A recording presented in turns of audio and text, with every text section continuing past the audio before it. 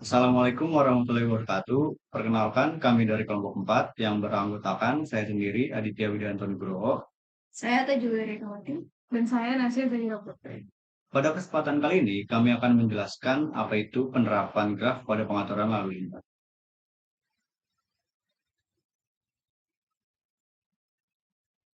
Pertama, kita akan membahas teori graf terlebih dahulu.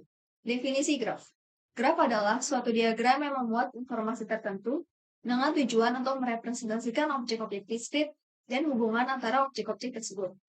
Graf G dinotasikan dengan V, E, yang dalam hal ini V berarti himpunan tidak kosong dari simpul-simpul atau vertices. Di dalam V ini ada V1, V2 hingga Vn. Berikut adalah contoh dari V. Ini ada V1, kemudian ada V2, V3, ada juga V4. Kemudian E berarti edges atau himpunan sisi yang menghubungkan sepasang simpul. Di dalam E ada E1, E2, sampai En.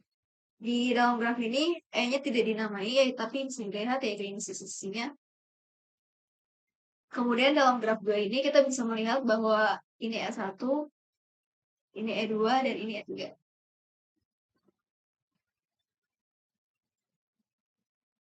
Selanjutnya ada terminologi graf. Yang pertama ada ketetanggaan. Dua buah simpul dikatakan bertetangga bila keduanya terhubung langsung. Contohnya, simpul 1 bertetangga dengan simpul 2 dan simpul 3. Tapi simpul 1 tidak bertetangga dengan simpul 4 karena tidak berhubungan langsung. Yang kedua ada bersisian. Untuk sembarang sisi E yang didefinisikan sebagai VJ dan VK dikatakan E bersisian dengan simpul VJ dan simpul VK. Contohnya, sisi E2 bersisian dengan simpul 2 dan simpul 3.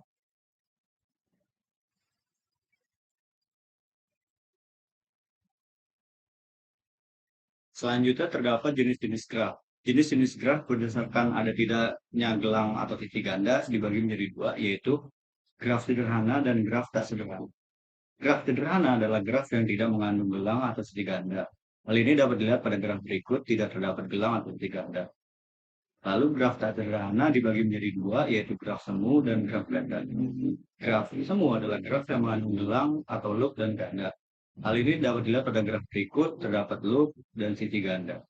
Lalu graf ganda, graf yang mengandung sisi ganda, di mana hal ini dapat dilihat pada graf berikut, terdapat dua sisi ganda pada satu simpul.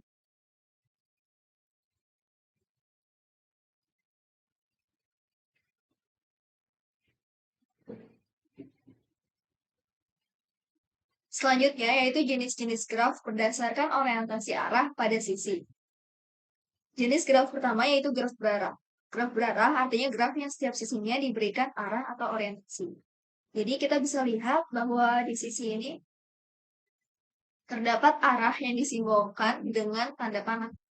Artinya ada relasi dari simpul 2 ke simpul 3. Itulah yang dinamakan arah dalam suatu graf. Kemudian jenis lainnya yaitu ada graf tak berarah, yang berarti graf tidak memiliki arah atau orientasi pada setiap sisinya. Bisa dilihat di 3 graf ini, tidak ada tanda panah di sisinya, sisi manapun. Nah, yang dinamakan graf tidak berarah.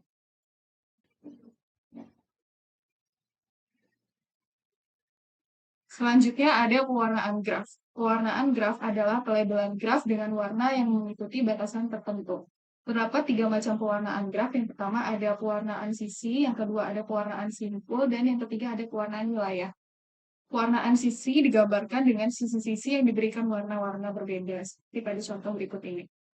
Kemudian pewarnaan simpul digambarkan dengan simpul-simpul yang diberikan warna. Contohnya pada gambar ini. Yang ketiga ada pewarnaan wilayah, yaitu pewarnaan pada wilayah-wilayah yang dibatasi sisi pada sebuah graf. Contohnya pada gambar ini.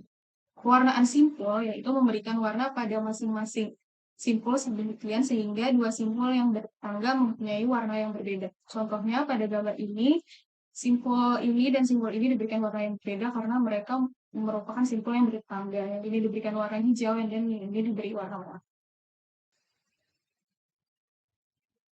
Lalu selanjutnya terdapat contoh penerapan graf pada bidang lalu lintas. Pada contoh kali ini kita mengambil di lokasi persimpangan Rumah Sakit Medika Permata Hijau. Lalu ini adalah ilustrasi graf lalu lintasnya di mana terdapat 4 titik, yaitu ada A, B, C, dan D, di mana jalan A ke C itu adalah jalan arteri Permata Hijau, dan jalan dari B ke D adalah jalan Raya Kebayoran Lama.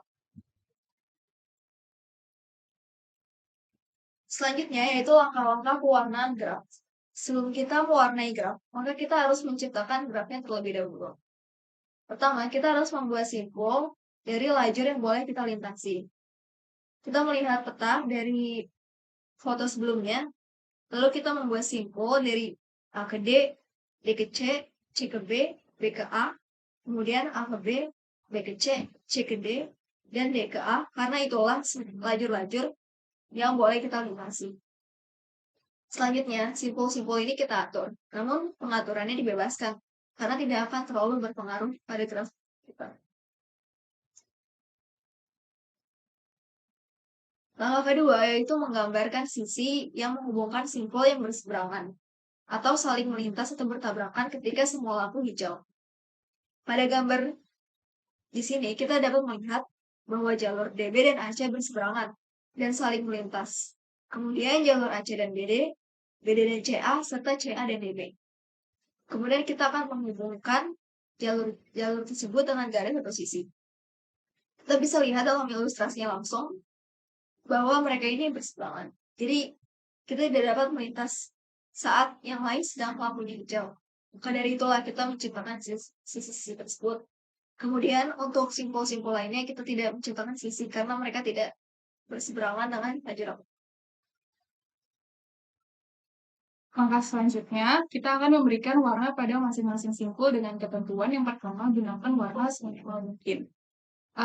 Kali ini kita memakai 3 warna, yaitu warna merah, biru, dan warna hijau. Ketentuan kedua, simpul yang terhubung langsung tidak boleh berwarna sama. Contohnya pada simpul AC dan BD, karena mereka terhubung langsung, maka harus diberikan warna yang berbeda. Ketentuan yang ketiga, simpul yang tidak terhubung langsung boleh berwarna sama. Contohnya simpul DB dan simpul BD. Karena simpul DB dan BD ini tidak terhubung langsung, maka boleh diberikan warna yang sama. Ketentuan yang terakhir, simpul yang tidak terhubung apapun berwarna bebas. Contohnya di sini ada simpul BA, CB, DC, dan AD yang tidak terhubung apapun diberi warna hijau. Lalu langkah selanjutnya adalah mengelompokkan simpul-simpul berdasarkan warnanya, yaitu yang pertama merah, yaitu DB dan BD, yang kedua itu biru, AC dan CA, yang ketiga adalah hijau, BA, CB, AD, dan DC. Untuk simpul yang terhubung dengan garis dan berwarna berbeda tidak boleh dalam kondisi lampu hijau menyala secara bersamaan. Jika salah satu warna sudah menyala lampu hijau, maka warna yang lain haruslah berwarna merah agar tidak terjadi tabrakan. Hal ini juga berlaku apabila simpul yang terhubung dengan garis memiliki lebih dari 2 warna. Untuk simpul yang tidak terhubung dengan garis, boleh langsung melintas. Berikut adalah 2 tabel di mana tabel 1 yaitu kondisi ketika AC dan CA berwarna merah dan DB, BD, BA, CB, AD, dan DC berwarna hijau. Tabel 2 adalah kondisi ketika DB dan BD merah dan AC, CA, BA, CB, AD, dan DC berwarna hijau. Kesimpulan, teori graf merupakan salah satu cabang keilmuan yang sudah dipelajari sejak lama. Kan tetapi sampai sekarang teori graf masih banyak sekali dipakai untuk menciptakan teknologi dan inovasi yang dapat dipakai untuk memudahkan kita sebagai umat manusia. Teori graf memiliki banyak sekali penerapannya di berbagai bidang keilmuan yang tidak bisa kita sebutkan satu persatu di sini. Salah satu aplikasi sederhananya yaitu pada pengaturan lampu lalu lintas yang sangat membantu menertibkan jalan raya. Dengan menggunakan pewarnaan graf, lampu lalu lintas dapat membedakan jalur mana yang akan saling bertabrakan ketika keduanya menyala lampu hijau, kemudian mengatur sehingga jalur-jalur tersebut tidak saling melintasi. Sekian presentasi dari kelompok 4. Kurang lebihnya mohon maaf. Wassalamualaikum warahmatullahi wabarakatuh.